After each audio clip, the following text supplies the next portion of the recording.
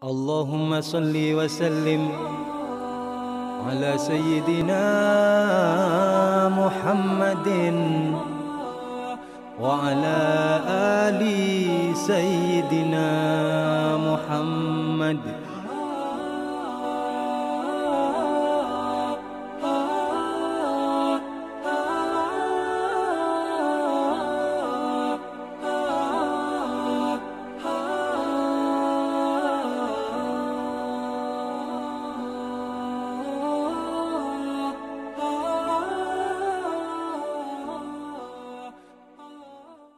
Bismillahirrahmanirrahim. Qala musannifu wa sarihu rahimallahu ta'ala wa nafa'ana bi ulumihim fid dharaini amin.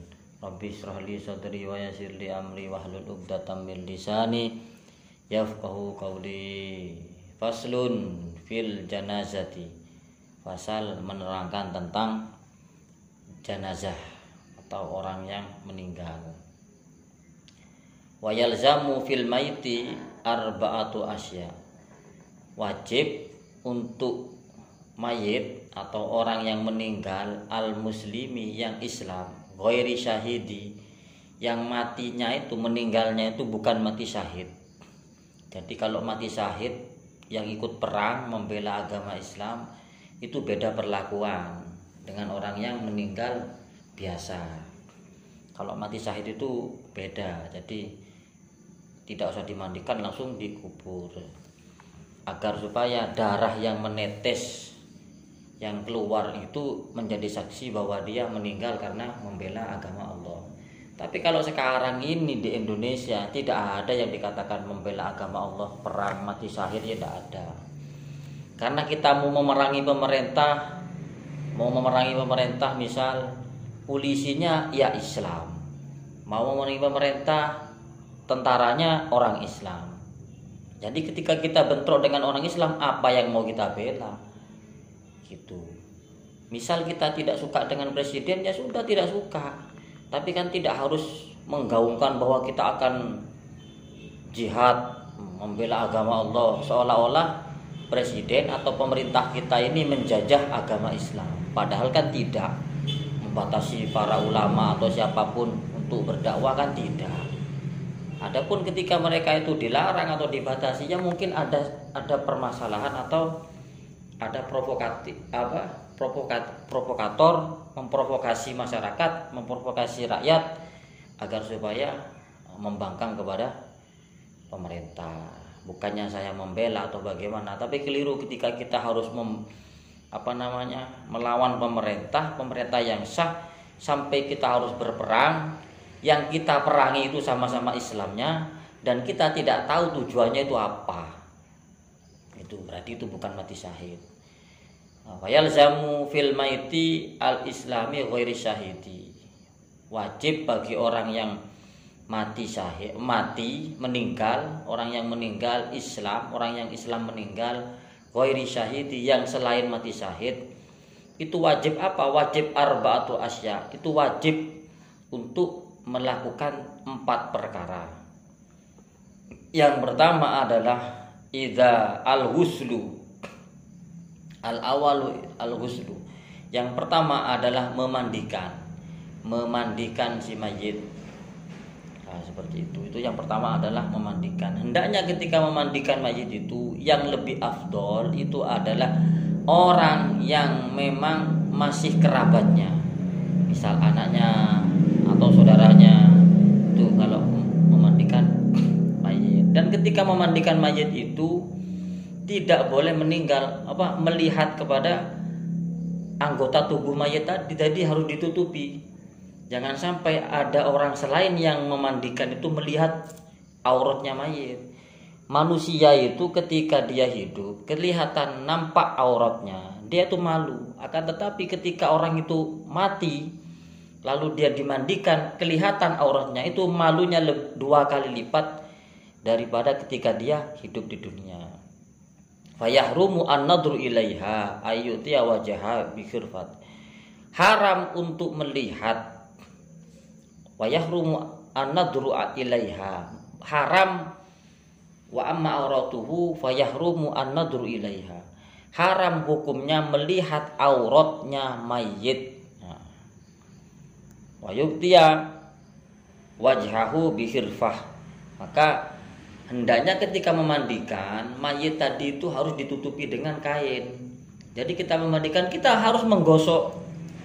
Akan tetapi ketika bagian aurat, kalau untuk laki-laki kan ma baina surra wa rukbah, dipusar sampai ke lutut. Jadi itu jangan sampai kita itu melihat itu. Nah, caranya bagaimana? Ya kita kasih kain. Ketika menggosok daerah itu ya tetap kita gosok, tapi kita jangan melihat itu. Kenapa? Karena ketika kita melihat itu, orang yang mati itu malunya itu 2 kali lipat daripada ketimbang dia masih hidup. Jadi ketika masih hidup dia itu malu kelihatan auratnya. Ketika dia mati, dia itu 2 kali lipat lebih malu daripada ketika dia hidup. Jadi ketika dia mandikan itu harus pakai tutup, agar orang yang selain yang memandikan itu tidak melihat tubuh si mayit. Begitu juga orang yang memandikan itu haram hukumnya melihat auratnya orang yang meninggal tadi. Meskipun tadi itu harus wajib untuk digosok. Kalau ada kotoran mungkin yang harus bersih suci, lah itu tetap tidak boleh melihat. Pakai sarung atau pakai kain yang panjang kita tutupi, kita gosok, tapi tanpa harus melihat. Seperti itu. Wa ayyakuna al-ghasil aminan fa in ra'a khairon sunna dzikruhu. Hendaknya orang yang memandikan itu adalah aminan, orang yang bisa dipercaya. Fa in ra'a khairon sunna dzikruhu. Ketika dia melihat kebaikan yang ada di mayit itu sunnah untuk menyebutkan. Misal ketika dia memandikan mayit kok nampak wajahnya itu berseri-seri, wajahnya itu nampak seperti orang yang bahagia, cerah, wajahnya itu cerah. Maka sunnah untuk orang yang memandikan tadi itu menyampaikan kepada orang-orang sekitar bahwa mayit ini dalam keadaan bahagia, wajahnya cerah. Seperti itu. Maka kita harus mencari orang yang benar-benar aminan, orang-orang yang bisa dipercaya. Wadidduhu hurima dzikruhu illa limaslahatin kabid'atin dhahiratin. Sebaliknya ketika dia menemukan sesuatu yang tidak mengenakan, misal wajahnya itu mungkin suram atau nampaknya tidak ada yang tak baik, mungkin bau dari si mayit, itu haram hukumnya untuk menyampaikan kepada orang lain. Illa limaslahatin, kecuali ada maslahat, ya mungkin biar biar ada kemaslahatan supaya orang itu tidak melakukan apa yang telah dilakukan oleh si mayit tadi, itu tidak masalah. Akan tetapi ketika itu tidak diperlukan, meskipun itu nampak kejelekan ada di situ, mungkin bau kah atau bagaimana, itu haram untuk diceritakan kepada orang lain. Akan tetapi ketika itu ada kebaikan, misal mayitnya tadi itu harum baunya, itu sunnah untuk disampaikan. Tidak disampaikan pun tidak masalah. Tapi ketika ada kejelekan itu haram hukumnya. Ketika kita menyampaikan, menyebarkan kejelekan si mayit, hukumnya haram, kita dosa. Meskipun kenyataannya seperti itu. Illa limaslahatin kabid'atin dhahiratin, kecuali itu ada maslahat. Nah seperti itu, ada maslahat, ada kebaikan ketika diungkapkan. Kalau tidak diceritakan ini nanti akan ditiru oleh yang lain, seperti itu. Wasani at-takfinu, yang kedua adalah takfinuhu. Yang kedua adalah mengkafani daripada si mayit. Jadi mayit ketika sudah selesai dimandikan itu dikafani. Nah setelah kafan itu hendaknya dikasih minyak wangi. Kafannya itu dikasih minyak wangi.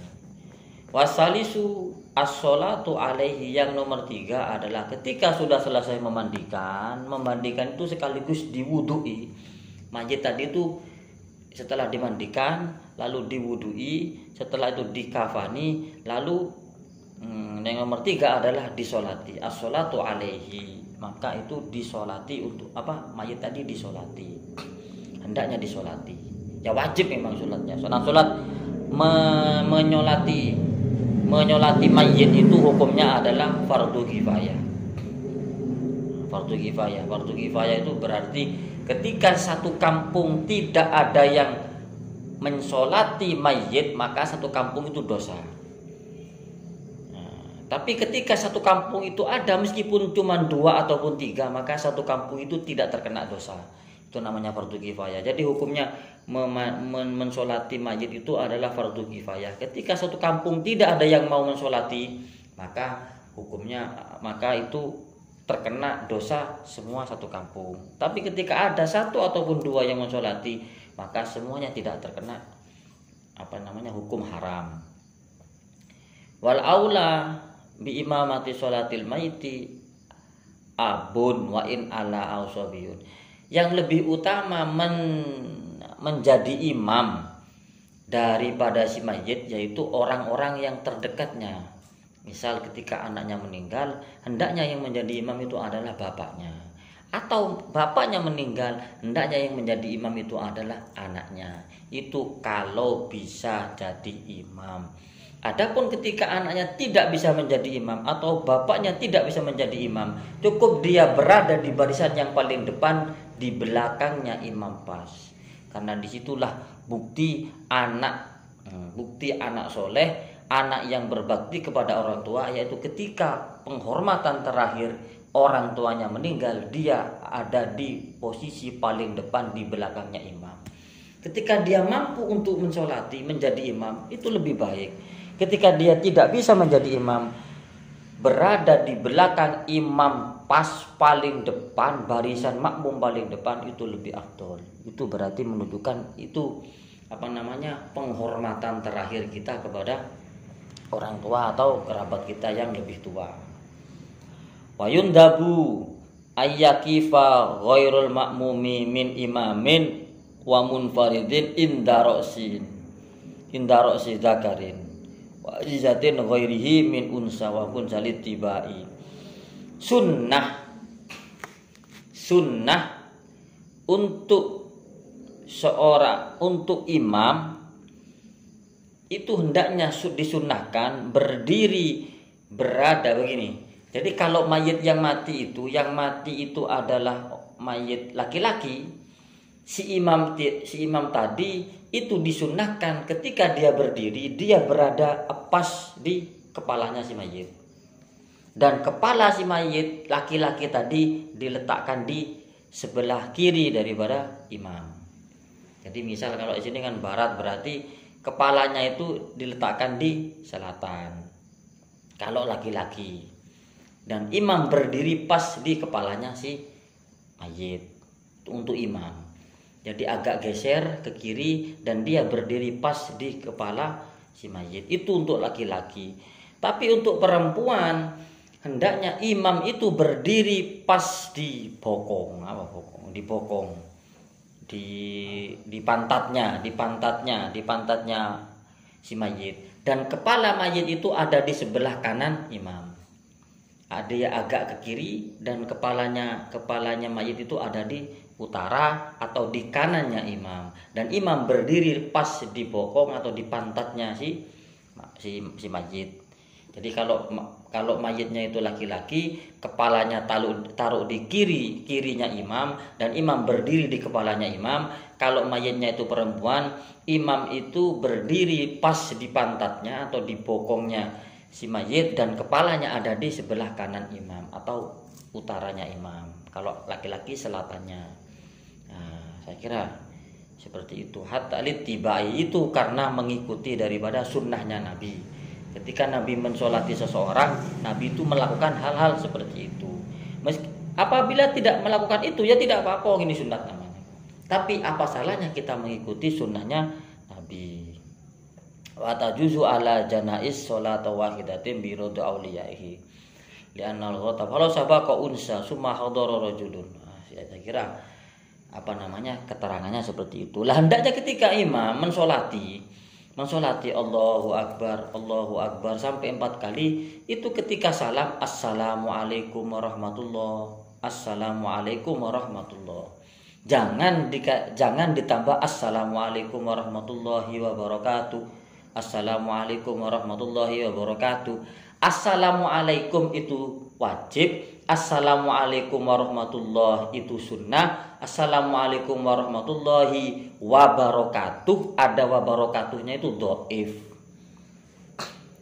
Kalau wajib, Allahu Akbar, selesai sampai 4 takbir, Assalamualaikum, itu wajib, yang wajib. Yang sunnah, Assalamualaikum warahmatullahi, Assalamualaikum warahmatullahi. Ketika dia yang wajib itu mengucapkan Assalamualaikum, tapi ketika sudah melaksanakan kewajiban, kita tambahi Assalamualaikum warahmatullahi, ditambahi warahmatullahi, itu dapat kesunahan, dapat pahala lagi. Tapi ketika Assalamualaikum warahmatullahi wabarakatuh, wabarakatuh itu kaulnya dhaif. Tidak ada ulama yang menganjurkan kita ketika menjadi imam membaca Assalamualaikum warahmatullahi wabarakatuh. Assalamualaikum itu wajib, cukup berarti Allahu Akbar, Allahu Akbar, Assalamualaikum, cukup, selesai. Tapi cuma assalam itu nggak sah. Kenapa? Yang wajib itu adalah Assalamualaikum. Ketika ditambahi warahmatullah itu lebih bagus karena itu sunnah, menambahi lafaz warahmatullah itu sunnah. Tapi menambahi wabarakatuh itu hukumnya dhaif. Dhaif itu bagaimana? Ya dhaif itu pendapatnya tidak kuat. Tidak ada ulama yang menganjurkan kita Assalamualaikum warahmatullahi wabarakatuh. Ada wabarakatuhnya tidak ada. Nah, beda lagi dengan ketika kita pidato atau bertemu dengan orang, ditambah wabarakatuh tidak masalah. Tapi ketika sholat Assalamualaikum warahmatullahi, Assalamualaikum warahmatullahi.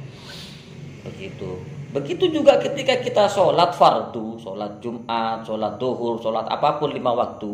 Ketika kita salam, jangan mengatakan Assalamualaikum, Assalamualaikum. Tidak sah sholatnya. Tapi Assalamualaikum, Assalamualaikum warahmatullahi, Assalam. Pakai assalam, bukan salam. Kalau salam itu tidak sah. Itu yang saya ketahui. Seperti itu. Jadi ketika sholat mayit, rakaat takbir pertama Allahu Akbar. Niat sholat mayit.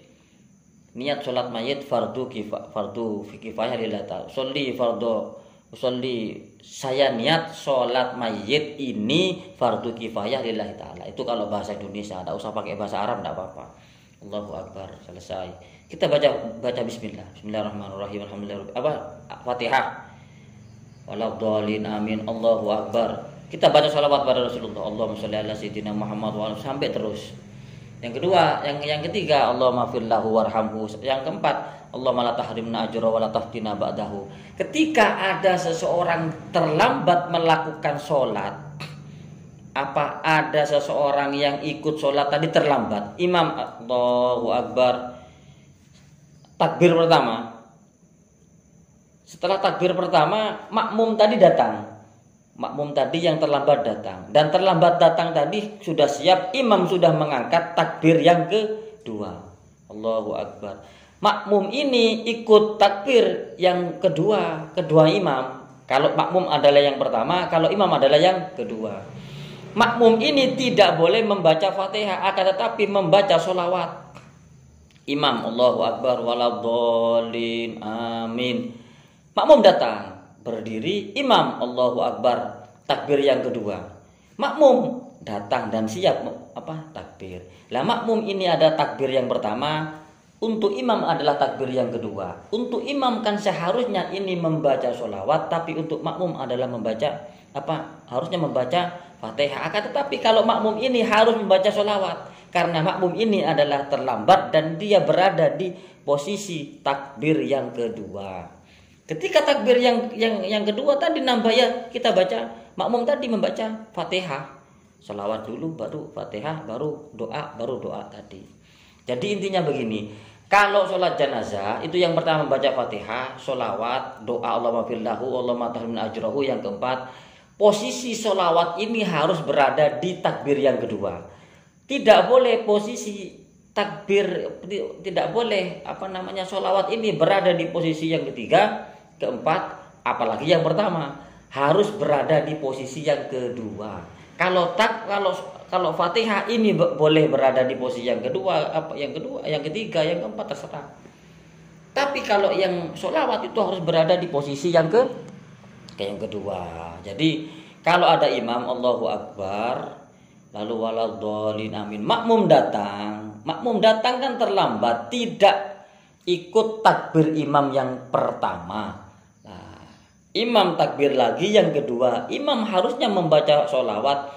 Makmum tadi telat takbir yang pertama. Kalau menurut urutan kan makmum kan tadinya harus membaca Fatihah, tapi berhubung dia ikut kepada imam, maka dia harus membaca sholawat dulu. Takbir yang kedua untuk makmum, takbir yang ketiga untuk imam. Makmum tadi boleh membaca Fatihah, boleh membaca doa, boleh membaca terserah. Yang penting sholawat itu posisinya harus ada di takbir yang kedua. Itu wes, intinya seperti itu. Ya, pokoknya intinya sholawat itu harus berada di takbir yang kedua, tidak boleh berada di takbir yang ketiga, yang keempat, ataupun yang pertama. Harus berada di posisi yang kedua. Warrabi'u, paham ya, saya kira sudah bisa dipaham ya. Kalau makmumnya tadi itu mayitnya tadi itu perempuan, kepalanya taruh di kanannya imam atau di utaranya imam, dan imam berdiri pas di bokong atau di pantatnya si makmum, si mayit. Tapi ketika mayitnya tadi itu laki-laki, kepala mayit itu harus ada di kiri imam atau selatannya imam, dan imam berdiri pas berada di kepalanya si mayit. Nah, seperti itu. Itu adalah littibai, itu adalah sunnah, mengikuti sunnah Rasulullah. Warrabi'u dafnuhu fi qabrin. Yang keempat adalah mengkuburkan si mayit. Yang mengkuburkan setelah selesai semua sudah selesai, maka itu harus diadani. Setelah diadani, ditutup semua itu ditutup, baru talqin, dibacakan talqin. Nah, saya kira seperti itu apa yang bisa saya sampaikan. Misal ada kekurangan atau tidak kejelasan, ya sampean tolong isi komentar di situ atau hubungi operator kami, insya Allah akan kami jawab sebisa mungkin. Apabila kita tidak bisa menjawab sekarang, ya kita cari lagi jawabannya bagaimana. Namanya fikih seperti itu. Fikih itu memang akan selalu ada perbedaan pendapat, tidak bisa dikatakan sama. Yang haram ya tetap haram, yang halal ya tetap menghalalkan. Tidak bisa kita memaksa harus ikut yang haram, yang halal tidak boleh memaksa ikut yang halal. Tetap kita harus pilih bagaimana, tapi milih itu ya harus benar-benar jeli. Imamnya ikut siapa, dan pendapatnya siapa, itu siapa yang menfatwakan. Saya kira seperti itu. Ini ada pertanyaan dari Mas Agus. Bagaimana sholat Jumat? Ketika sholat Jumat tadi itu ada orang 40, akan tetapi yang satu ini orangnya bodoh dan tidak mengerti masalah agama, tidak mengerti masalah najis. Apakah sah atau tidak sholat Jumatnya? Ketika ada orang 40 sholat Jumat, 39 ini orangnya ngerti najis dan tahu caranya wudhu, paham sudah caranya wudhu, dan dia memakai pakaian yang suci, berarti semua syarat sudah dipenuhi. Akan tetapi yang 40 yang satu ini, dia itu tidak mengerti najis, wudhunya asal-asalan, tidak bisa membaca Fatihah. Orang itu ya bisa dikatakan orang kurang mengerti lah, orang bodoh. Nah, itu untuk bagaimana hukumnya?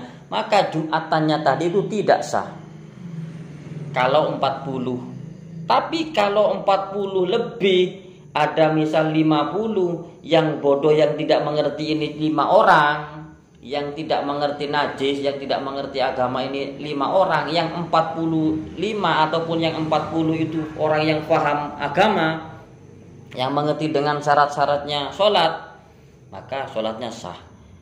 Seperti itu. Karena di sini min ahlil kamalil mustautini. Nah, itu harus orang-orang yang benar-benar mengerti. Jadi ketika ada 40 jamaah, 40 laki-laki, yang 39 ini mengerti, yang satu kok tidak mengerti. Tidak mengerti bagaimana? Dia sholatnya tidak wudhu, yang penting dia cuma sholat, dia wudhunya tidak tepat, dia sarungnya najis, ataupun sarungnya tadi itu tidak mengerti najis, tidak mengerti apa, berarti kan sholatnya orang ini tidak sah. Lah kalau orang sholat ini tidak sah, berarti kan jumlah orang ini kan tidak sampai 40. Nah, jumlah orang ini kan tidak sampai 40, berarti tidak sah sholatnya. Akan tetapi ketika lebih dari 40 ataupun 41, yang 40 ini mengerti masalah agama, tahu najis, wudhunya kena, dia bisa baca Fatihah. Yang satu ini cuma ikut-ikutan tok, dia tidak mengerti, pakaiannya najis, maka tidak masalah. Yang penting orang 40 ini harus benar-benar mengerti masalah najis, mengerti masalah wudhu, mengerti masalah ini bagaimana hukumnya, ini bagaimana, lah seperti itu. Saya kira seperti itu apa yang bisa saya sampaikan. Ketika ada kurang ketidakjelasan, ya mohon tanya lagi. Nanti kita akan jelaskan. Saya kira seperti itu yang bisa saya sampaikan. Hadam ini. Assalamualaikum warahmatullahi wabarakatuh.